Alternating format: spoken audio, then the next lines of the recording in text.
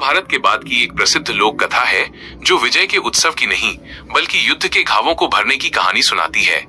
ये कथा है उस मंदिर की जिसे पांडवों ने अपने लिए नहीं बल्कि उन करोड़ों शत्रुओं की आत्माओं के लिए बनवाया था जिन्हें उन्होंने ही मारा था। यह कथा कुरुक्षेत्र के उस महासंहार के बाद की है जब पांडव विजय के सिंहासन पर तो बैठे थे पर उनकी आत्मा अपने ही कुल बंधुओं की चीखों से गूंज रही थी। लोक कथा के अनुसार वायुमंडल उन असंख्य योद्धाओं की अतृप्त आत्माओं, भूतों और प्रेतों के बोझ से इतना भारी हो गया था कि धरती पर शांति लौट ही नहीं पा रही थी। तब इन सभी आत्माओं की शांति के लिए पांडवों ने एक विशाल पिंडदान यज्ञ का आयोजन किया। पर उनके सामने एक प्रश्न खड़ा था।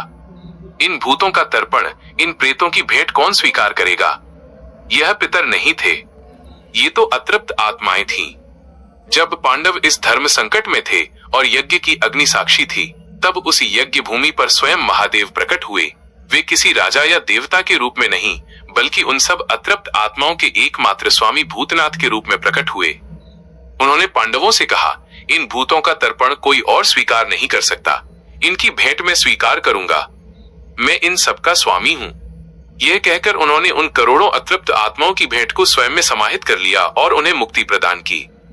उस दिन क्योंकि महादेव ने भूतों के ईश्वर बनकर उनकी मुक्ति का मार्ग प्रशस्त किया, वे भूतेश्वर महादेव कहलाए।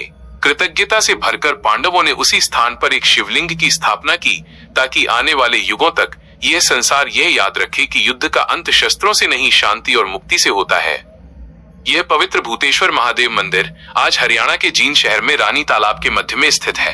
यह मंदिर हमें सिखाता है कि सबसे बड़ी विजय युद्ध जीतना नहीं बल्कि युद्ध के घावों को भरना है।